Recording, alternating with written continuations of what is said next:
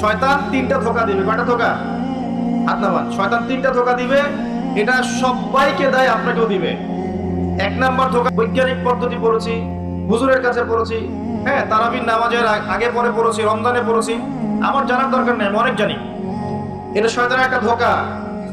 ভালো করে পড়াশোনা করলে বুঝবেন যে আপনি কিছু জানেন না এখনো। দ্বিতীয় ধোঁকা হচ্ছে, আপনাকে শয়তান ধোঁকা দিবে, আমার অনেক বয়স হয়ে গেছে, আমি আর পারবো না। এ ধোঁকা দেয় নাই ভাই? আমার অনেক বয়স হয়ে গেছে, আমি আর পারবো না, আমার জিহ্বায় আসে না। জিহ্বায় না আসলেও পড়তে হবে, তাহলে আপনি ডাবল নেকি পাবেন ইনশাআল্লাহ।